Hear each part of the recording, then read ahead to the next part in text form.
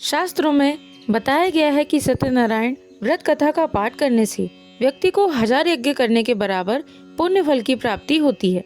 सत्यनारायण भगवान व्रत कथा में भगवान विष्णु के सत्य स्वरूप के बारे में बताया गया है। इस व्रत का पाठ करने से घर में सुख समृद्धि का वास होता है और भगवान विष्णु की कृपा आप पर सदैव बनी रहती है। आइए देर न करते हुए हम सत्यनारायण व्रत की कथा का प्रारंभ करते हैं। सत्यनारायण व्रत कथा प्रथम अध्याय। बोलिए श्री सत्यनारायण भगवान की जय। एक समय की बात है, नैमिषारण्य तीर्थ में शौनक आदि 88,000 ऋषियों ने श्री सूत जी से पूछा, हे प्रभु, इस कलयुग में वेद विद्या रहित मनुष्यों को प्रभु भक्ति किस प्रकार मिल सकती है तथा उनका उद्धार कैसे होगा? हे मुनिश्रेष्ठ, ऐसा कोई तप बताइए जिसे थोड़े समय में ही पुण्य मिले और मनवांछित फल की प्राप्ति हो। इस प्रकार की कथा सुनने की हम इच्छा रखते हैं। सर्व शास्त्रों के ज्ञाता सूत जी बोले, हे वैष्णवों में पूज्य, आप सभी ने प्राणियों के हित की बात पूछी है, इसलिए मैं एक ऐसे श्रेष्ठ व्रत को आप लोगों को बताऊंगा जिसे नारद जी ने लक्ष्मी नारायण जी से पूछा था और लक्ष्मीपति ने मणि श्रेष्ठ नारद जी से पूछा था। आप सब इसे ध्यान से सुनिए। एक समय की बात है, योगीराज नारद जी दूसरों के हित की इच्छा के लिए अनेकों लोकों में घूमते हुए मृत्यु लोक में आ पहुँचे। यहाँ उन्होंने अनेक योनियों में जन्मे प्राय सभी मनुष्यों को अपने कर्मों द्वारा अनेकों दुखों से पीड़ित देखा। उनका दुख देख नारद जी सोचने लगे कि कैसा यत्न किया जाए जिसके करने से निश्चित रूप से मानव के दुखों का अंत हो जाए। इसी विचार पर मनन करते हुए वह विष्णु लोक में गए।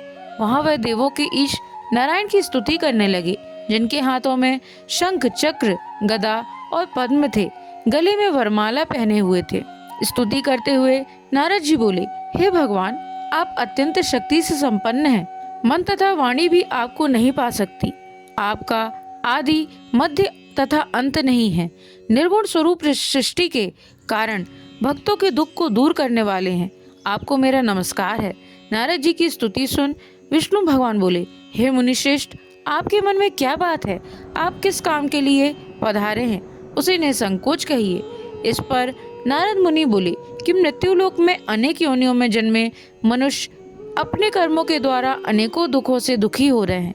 हे नाथ, आप मुझ पर दया रखते हैं तो बताइए कि वे मनुष्य थोड़े प्रयास से ही अपने दुखों से कैसे छुटकारा पा सकते हैं। श्री हरि बोले, हे नारद, मनुष्यों की भलाई के लिए तुमने बहुत अच्छी बात पूछी है, जिसके करने से मनुष्य मोह से छूट जाता है। वह बात मैं कहता हूँ, उसे सुनो। स्वर्गलोक व मृत्युलोक दोनों में एक दुर्लभ उत्तम व्रत है जो पुण्य देने वाला है। आज प्रेमवश होकर मैं तुम्हें उससे कहता हूँ। आज प्रेमवश होकर मैं उसे तुमसे कहता हूँ।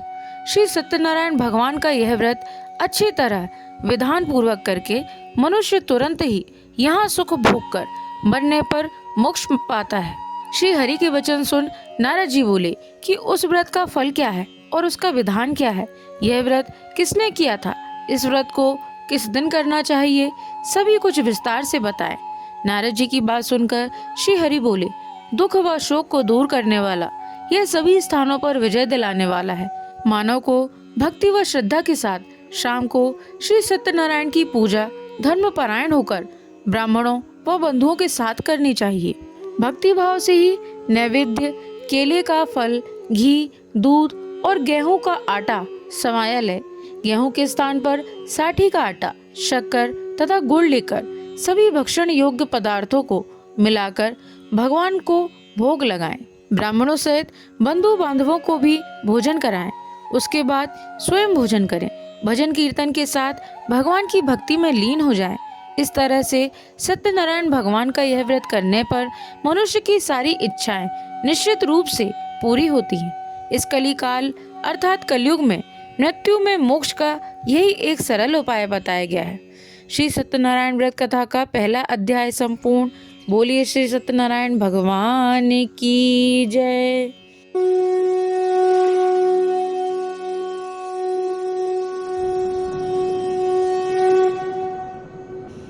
सत्यनारायण भगवान की व्रत कथा का दूसरा अध्याय।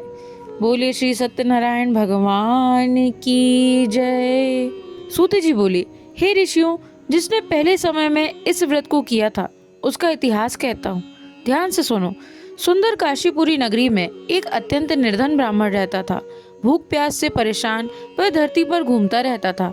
ब्राह्मणों से प्रेम करने वाले भगवान ने एक दिन ब्राह्मण का वेश धारण कर उसके पास जाकर पूछा, हे विप्र, नित्य दुखी होकर तुम पृथ्वी पर क्यों घूमते हो? दीन ब्राह्मण बोला, मैं निर्धन ब्राह्मण हूँ, भिक्षा के लिए धरती पर घूमता हूँ।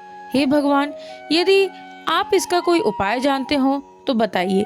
वृद्ध ब्राह्मण कहता है कि सत्यनारायण भगवान को मनोवांछित फल देने वाले हैं, इसलिए तुम उनका पूजन करो। इसे करने से मनुष्य सभी दुखों से मुक्त हो जाता है।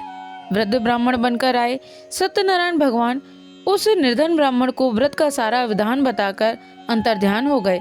ब्राह्मण मन ही मन सोचने लगा कि जिस व्रत को वृद्ध ब्राह्मण करने को कहा गया है मैं उसे जरूर करूंगा।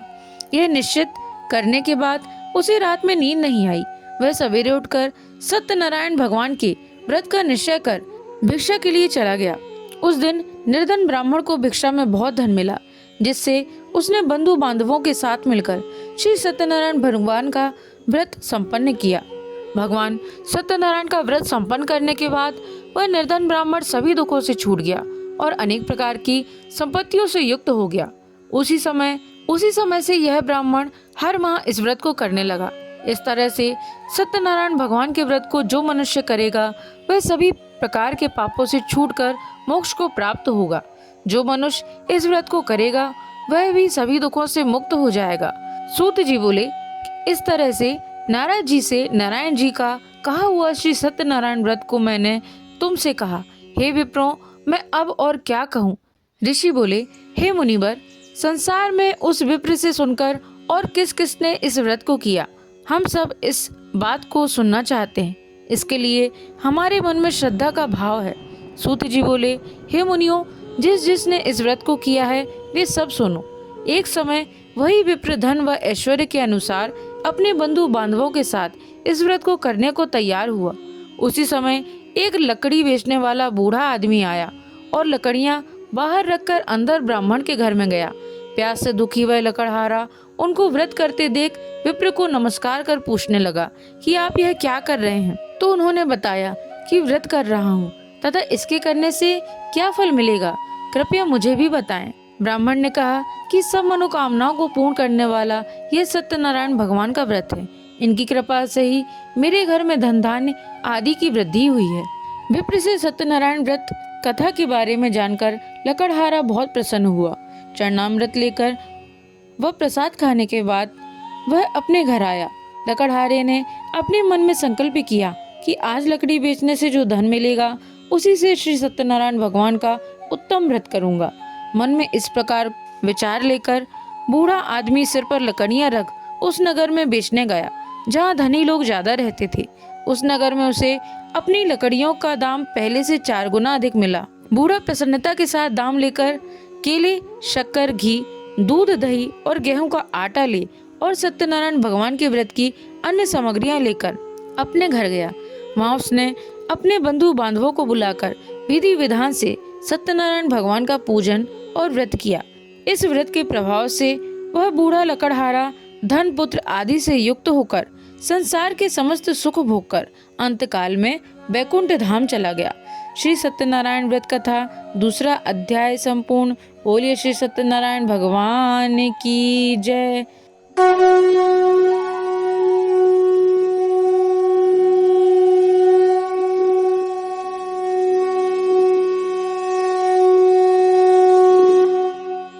सत्यनारायण भगवान की व्रत कथा का 3 अध्याय।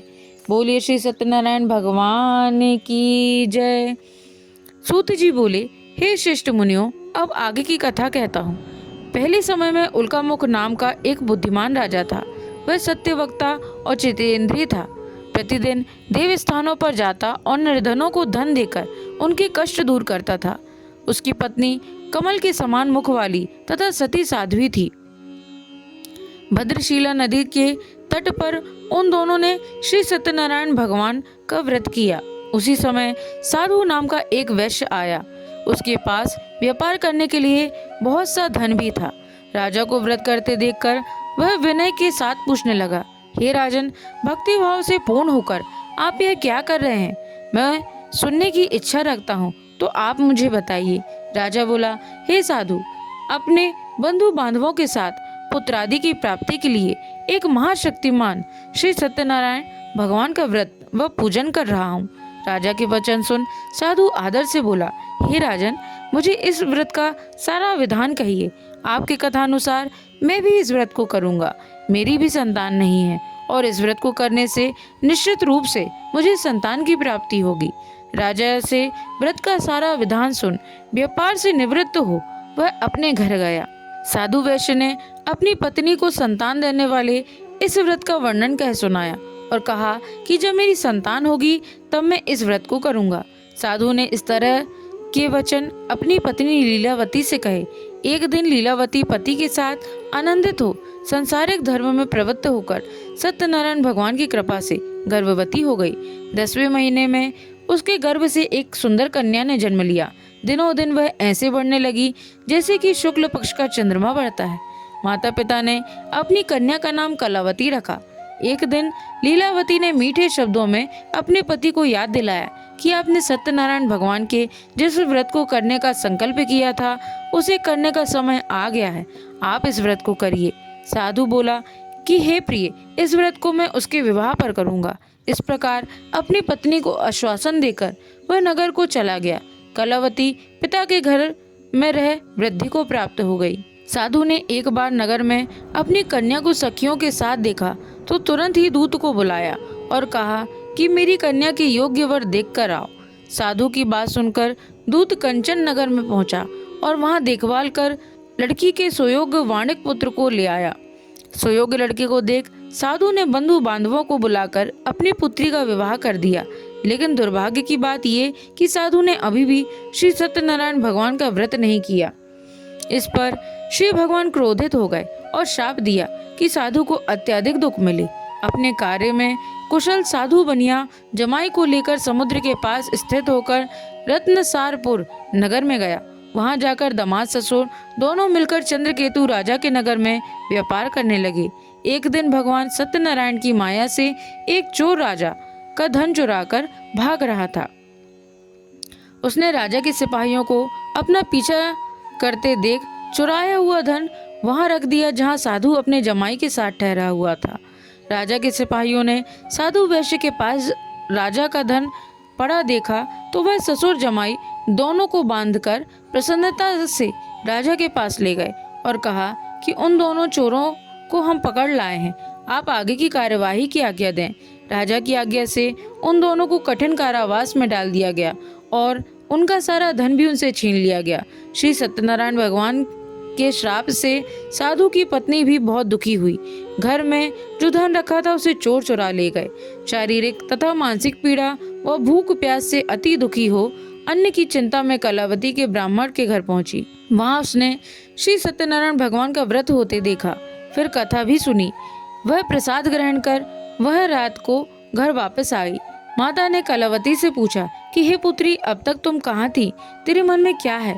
कलावती ने अपनी माता से कहा, हे माता, मैंने एक ब्राह्मण के घर में श्री सत्यनारायण भगवान का व्रत देखा है। कन्या के वचन सुन लीलावती भगवान के पूजन की तैयारी करने लगी।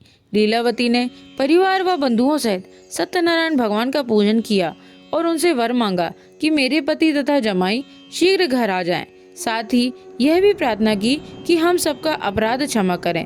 श्री सत्यनारायण भगवान इस व्रत से संतुष्ट हो गए और राजा चंद्रकेतु को सपने में दर्शन देकर कहा कि हे राजन, तुम दोनों वैश्यों को छोड़ दो और तुमने उनका जो धन लिया है उसे वापस कर दो। अगर ऐसा नहीं किया तो मैं तुम्हारा धन, राज्य व संतान सभी को नष्ट कर दूंगा। राजा को यह सब कहकर वह अंतर ध्यान हो गए। प्रातःकाल सभा में राजा ने अपना सपना सुनाया, फिर बोले कि बड़िक पुत्रों को कैद से मुक्त कर सभा में लाओ। दोनों ने आते ही राजा को प्रणाम किया। राजा मीठी वाणी में बोला, हे महानुभावों, भाग्यवश ऐसा कठिन दुख तुम्हें प्राप्त हुआ है, लेकिन अब तुम्हें कोई भय नहीं है। ऐसा कहकर राजा ने उन दोनों को नए वस्त्राभूषण भी पहनाए और जितना धन उनका लिया था उससे दुगना धन वापस कर दोनों वैश्य अपने घर को चल दिए। श्री सत्यनारायण व्रत कथा का 3रा अध्याय संपूर्ण। बोलिए श्री सत्यनारायण भगवान की जय।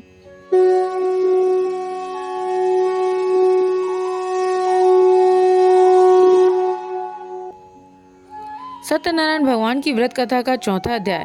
बोलिए श्री सत्यनारायण भगवान की जय। सूत जी बोले, वैश्य ने मंगलाचार कर अपनी यात्रा आरंभ की और अपने नगर की ओर चल दिए। उनके थोड़ी दूर जाने पर एक दंडी वेशधारी श्री सत्यनारायण ने उनसे पूछा, हे साधु, तेरी नाव में क्या है? अभिवाणी वड़िक हंसता हुआ बोला, दंडी, आप क्यों पूछते हो? क्या धन लेने की इच्छा है? मेरी नाव में तो बेल व पत्ते भरे हुए हैं। वैश्य के कठोर वचन सुन भगवान बोले, तुम्हारा वचन सत्य हो। दंडी ऐसे वचन कह वहां से दूर चले गए। कुछ दूर जाकर समुद्र के किनारे बैठ गए। दंडी के जाने के बाद साधु वैश्य ने नित्य क्रिया के पश्चात नाव को ऊंची उठते देखकर अचंभा माना और नाव में बेल पत्ते आदि देख वह मूर्छित हो जमीन पर गिर पड़े। मूर्छा खुलने पर वह अत्यंत शोक में डूब गए। तब उसका दामाद बोला कि आप शोक न मनाएं, यह दंडी का शाप है, इसलिए हमें उनकी शरण में जाना चाहिए, तभी हमारी मनोकामना पूरी होगी। दामाद की बात सुनकर वह दंडी के पास पहुंचा और अत्यंत भक्ति भाव नमस्कार करके बोला, मैंने आपसे जो जो असत्य वचन कहे थे उनके लिए मुझे क्षमा दें। ऐसा कहकर महान शोकातुर हो रोने लगा। तब दंडी भगवान बोले, हे वणिक पुत्र, मेरी आज्ञा से बार बार तुम्हें दुख प्राप्त हुआ है, तू मेरी पूजा से विमुख हुआ। साधु बोला, हे भगवान, आपकी माया से ब्रह्मा आदि देवता भी आपके रूप को नहीं जानते, तब मैं अज्ञानी कैसे जान सकता हूँ? आप प्रसन्न होइए, अब मैं सामर्थ्य के अनुसार आपकी पूजा करूंगा। मेरी रक्षा करो और पहले के समान नौका में धन भर दो। साधु वैश्य के भक्ति पूर्वक वचन सुनकर भगवान प्रसन्न हो गए और उसकी इच्छानुसार वरदान देकर अंतर्ध्यान हो गए। ससुर जमाई जब नाव पर आए तो नाव धन से भरी हुई थी। फिर वही अपने अन्य साथियों के साथ सत्यनारायण भगवान का पूजन कर अपने नगर को चल दिए। जब नगर के नजदीक पहुंचे तो दूत को घर पर खबर करने के लिए भेज दिया। दूत साधु की पत्नी को प्रणाम कर कहता है कि मालिक अपने दामाद सहित नगर के निकट आ गए हैं। दूत की बात सुन साधु की पत्नी लीलावती ने बड़े हर्ष के साथ सत्यनारायण भगवान का पूजन कर अपनी पुत्री कलावती से कहा कि मैं अपने पति के दर्शन को जाती हूँ, तू कार्य पूर्ण कर शीघ्र आ जा। माता के ऐसे वचन सुन कलावती जल्दी में प्रसाद छोड़ अपने पति के पास चली गई।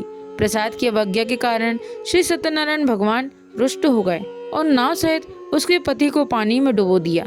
कलावती अपने पति को वहां न पाकर रोती हुई जमीन पर गिर पड़ी। नौका को डूबा हुआ देख वह कन्या को रोता देख साधु दुखी होकर बोला कि हे प्रभु, मुझसे तथा मेरे परिवार से जो भूल हुई है उसे क्षमा करें। साधु के दीन वचन सुनकर श्री सत्यनारायण भगवान प्रसन्न हो गए और आकाशवाणी हुई, हे साधु, तेरी कन्या मेरे प्रसाद को छोड़कर आई है, इसलिए उसका पति अदृश्य हो गया है। यदि वह घर जाकर प्रसाद खाकर लौटती है तो इसे इसका पति अवश्य मिलेगा। ऐसी आकाशवाणी सुन कलावती घर पहुंचकर प्रसाद खाती है और फिर आकर अपने पति के दर्शन करती है। उसके बाद साधु अपने बंधु बांधवों सहित श्री सत्यनारायण भगवान का विधि विधान से पूजन करता है। इस लोक का सुख भोग वह अंत में स्वर्ग को जाता है। श्री सत्यनारायण व्रत कथा का 4था अध्याय संपूर्ण। बोलिए श्री सत्यनारायण भगवान की जय।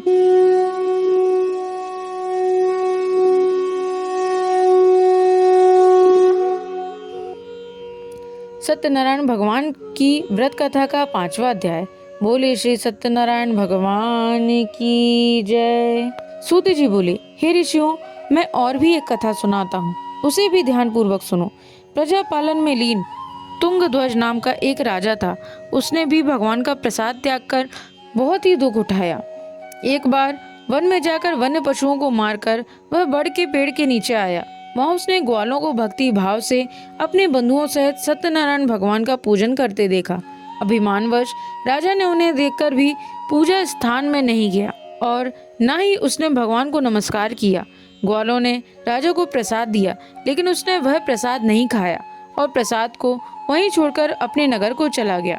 जब वह नगर में पहुंचा तो वहां सब कुछ तहस नहस हुआ पाया, तो वह शीघ्र ही समझ गया कि यह सब भगवान ने ही किया है। वह दोबारा ग्वालों के पास पहुंचा, विधि पूर्वक पूजा करके प्रसाद खाया तो श्री सत्यनारायण भगवान की कृपा से सब कुछ पहले जैसा हो गया। दीर्घ काल तक सुख भोगने के बाद मरणोपरांत उसे स्वर्ग लोक की प्राप्ति हुई। जो मनुष्य परम दुर्लभ इस व्रत को करेगा तो भगवान श्री सत्यनारायण की अनुकंपा से उसे धन धान्य की प्राप्ति होगी। निर्धन धनी हो जाता है और भय मुक्त हो जाता है और भय मुक्त होकर जीवन जीता है। संतानहीन मनुष्य को संतान सुख मिलता है और सारे मनोरथ पूर्ण होने पर मानव अंतकाल में बैकुंठ धाम को जाता है। सूत जी बोले, जिन्होंने पहले इस व्रत को किया है अब उनके दूसरे जन्म की कथा कहता हूँ। वृद्ध शतानंद ब्राह्मण ने सुदामा का जन्म लेकर मोक्ष की प्राप्ति की। लकड़हारे ने अगले जन्म में निषाद बनकर मोक्ष प्राप्त किया। उल्का मुख नाम का राजा दशरथ होकर बैकुंठ को गए। साधु नाम के वैश्य ने मोर ध्वज बनकर अपने पुत्र को आरे से चीरकर मोक्ष पाया। महाराज तुंगध्वज ने स्वयंभू होकर भगवान में भक्ति युक्त हो कर्म कर मोक्ष पाया।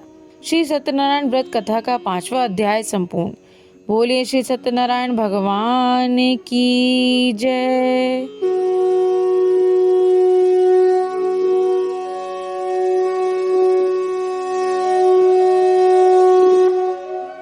साथियों, तो यह था श्री सत्यनारायण भगवान की कथा के संपूर्ण 5 अध्याय। आशा करते हैं आपको ये वीडियो अवश्य पसंद आई होगी। वीडियो पसंद आई हो तो वीडियो को लाइक करें, चैनल पर नए हो तो चैनल को सब्सक्राइब करना ना भूलें ताकि आप ऐसे ही नित्य नई कथाओं का श्रवण करते रहें। आज के लिए साथियों इतना ही। आपका दिन मंगलमय हो। जय श्रीमन नारायण, जय श्री हरि। राधे राधे।